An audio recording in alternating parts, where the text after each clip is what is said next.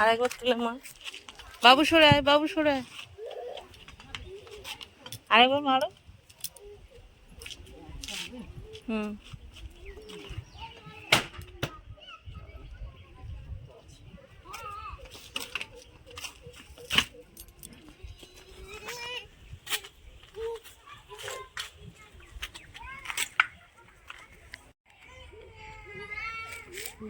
See that?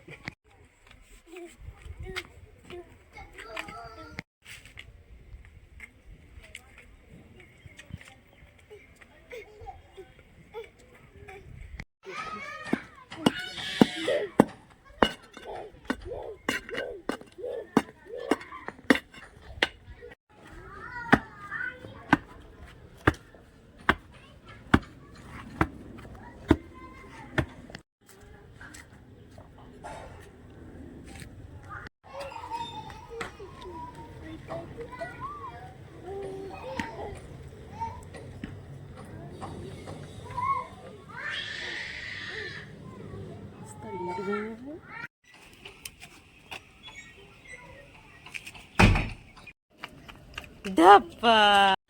2-3 দিন বৃষ্টি হওয়ার কারণে আমরা যে জামা কাপড় মেলি সেই বাঁশগুলো না একদম পুরো হেলে গেছে, যেহেতু মাটি নরম হয়ে গেছে। তো সেই কারণে বাঁশগুলোকে আবার ভালোভাবে শক্তপোক্ত করে পোতা হচ্ছে। আমাদের হয়েছে, আমার জায়েরটা হচ্ছে, মানে আশেপাশে যতজন আছি সবারই মোটামুটি সব বাঁশগুলো ভালোভাবে শক্তপোক্ত করে পুঁতে দেওয়া হচ্ছে, যাতে ভালোভাবে জামা কাপড় মেলা যায়। কি আছে বাবা? নামবে মনে হয়।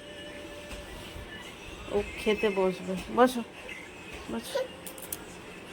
সকালে টিফিনে আজকে পান্তা খেলাম, আর ছেলেকে তো খাইয়ে দিয়েছিলাম সকালে দুধ আর চকোস। ওকে এখন একটু কার্টুন চালিয়ে দিয়েছি, কারণ কি ও খুব কান্নাকাটি করছিল। ওর বাবা একটু কাজ করছে, আমিও এদিকে ভাত বসিয়ে দিয়েছি। আর আজকে দেখো ওর বাবা মাছের বাজার তুলে নিয়ে চলে এসেছে। না না, মাছের বাজার না, আসলে এই যে পাবদা মাছটা দেখছো, এই পাবদা মাছটা আর হচ্ছে কি এইদিকে এই মাংসটা ফ্রিজে ছিল, আর বাকি এই কাটাপোনাটা বাবানের জন্য পেটি, আমাদের জন্য গাদার পিস আলাদা করে রেখেছি। এটা আজকে এনেছে। আর এনেছে চিংড়ি আর চারাপোনা মাছ, এটাও আজকে নিয়ে এসছে। আর মাছওয়ালা এত ভালো না, দেখো মাছের তেলটা খারাপ বেরিয়েছে বলে কতটা মাছের ডিম দিয়ে দিয়েছে। আর আছে মাছের মাথা। ব্যাস, এই হলো আমাদের আজকের মানে মাছের বাজার। তো এখানে নিয়ে এসছে শসা, টমেটো, পেঁয়াজ, আদা, রসুন, ক্যাপসিকাম। তো এগুলো তো লাগেই, এগুলো নিয়ে এসেছে। আর আমি এখানে ক্যাপসিকাম আর পেঁয়াজ ডুমো ডুমো করে কেটে ফ্রাই করে নিচ্ছি। কারণ হচ্ছে কি, আমি চিকেনটা একটু অন্যরকমভাবে করব, কারণ দই টই দিয়ে করব। আমার ছেলে যেহেতু ঝাল খেতে পারে না, সেই কারণে আমারও ঝাল খাওয়াটা উঠে গেছে। তো আমি বেশিরভাগই দই দিয়ে করি, আর একটু কাঁচা লঙ্কা দিই। আর এই যে একটু ঝালের জন্য স্লাইড একটু গোলমরিচ দিয়ে দিই। তো গোলমরিচ, ধনে আর নুন, হলুদ দিইনি, এর মধ্যে দই, ক্যাপসিকাম, পেঁয়াজ আর গোটা গোটা 4টে কাঁচা লঙ্কা দিয়েছি, যেগুলোকে আমি চেলা করিনি। চেলা করলে ঝাল হবে, যেহেতু গোলমরিচও এর মধ্যে একটু আছে সেই কারণে। তো এইটাকে এইভাবে আমি নেড়ে ছেড়ে একদম শুকনো শুকনো করব। তো এর মধ্যে আলুও দিইনি, এটাই আমার ভালো লাগে, আমারও ভালো লাগে আর ছেলেরও খাওয়া হয়ে যায়, কারণ ঝাল ঝাল তো করতে পারবো না। ঢাকা দিয়ে দিয়েছি কিছুক্ষণের জন্য। তারপর দেখো আমাদের স্নান হয়ে গেছে, ঠাকুর ঠাকুর দেওয়া হয়ে গিয়েছে, ছেলেকেও খাইয়ে দিয়েছি। ওর বাবা এখানে খেতে বসেছে, ওর বাবাকে মাছের ঝাল করে দিয়েছে, আর আমার আর বাবুর চিকেন। কিন্তু বাবুকে খাইয়ে দিয়েছি, বাবু একটু ভাত নষ্ট করেছে, যেখানে পড়ে আছে। তাও আমি চেষ্টা করছিলাম যে ওকে একটু যদি গালে দেওয়া যায়, কিন্তু তেমন একটা বাবু খায়নি। ও প্রথমে যেটুকু খাওয়ার খেয়েছে। তারপরে বাবান তো ঘুমিয়ে পড়েছে, আর ওর বাবার আমি একটু কথা বলছিলাম শুয়ে শুয়ে। তারপরে আমি শশাটা কেটে আনতে গেছি, সেদিকে ওর বাবা ঘুমিয়ে পড়েছে। তো আমি ওকে ডাকলাম শশা খাওয়ার জন্য কয়েকবার। তো ডাকা ডেকেছি, কিন্তু ও ওঠেনি, বললো আমি এখন খাবো না। তো আমি একাই খেয়ে নিলাম 3টে শশা। তারপরে বিকেলবেলা ঘুম থেকে উঠেছি, দেখো বাবান ওর বাবার দিকে তাকিয়ে আছে, কারণ ওর বাবা হচ্ছে রেডি হয়ে বেরোবে, ওর একটু কাজ আছে, দরকার আছে, ও বেরোবে বিকালে। তো ওর বাবা যখন এরকম রেডি হয় না, জামা কাপড় পরে, জুতো পরে, ও ঠিক বুঝতে পারে যে বাবা এবার বাইরে কোথাও যাবে। তখন ওর মুখটা একটু ছোট্ট হয়ে যায়, বাবার কোলে যেতে চায়। তারপরে বিকালে বাবুকে নিয়ে ওর বাবা রেডি হয়ে বেরিয়েছে, আর আমি বেরোলে ওর বাবা বেরিয়ে এ যাবে, তো দেখো, আমি বেরিয়েছি।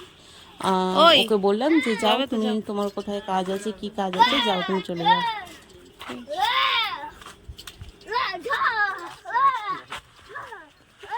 আসবে না, ও খেলবে।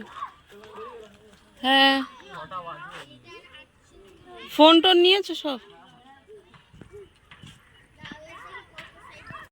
ওর বাবা বাড়িতে চলে এসেছে, আর বাবানের না সন্ধ্যে থেকে হঠাৎ করে জ্বর। তো ওর বাবাকে ফোন করে আমি বলে দিয়েছিলাম যে ওর জন্য ওষুধ আনতে। জ্বরের ওষুধ বাড়িতে আছে, আর এখানে ওর জন্য নিয়ে এসেছে সেরিগ্রো আর অ্যাপটাগ্রো। অ্যাপটাগ্রোটা ডক্টর সাজেস্ট করেছিল, তো ও আগেও একটা খেয়েছে, তারপর পাচ্ছিলাম না, এখন ফের একটা পেয়েছে বলে নিয়ে চলে এসেছে চকলেট ফ্লেভারটা।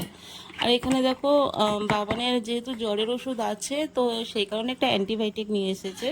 তো এটা তো দরকারি, অ্যান্টিবায়োটিক না হলে তো জ্বর সহজে যেতে চায় না।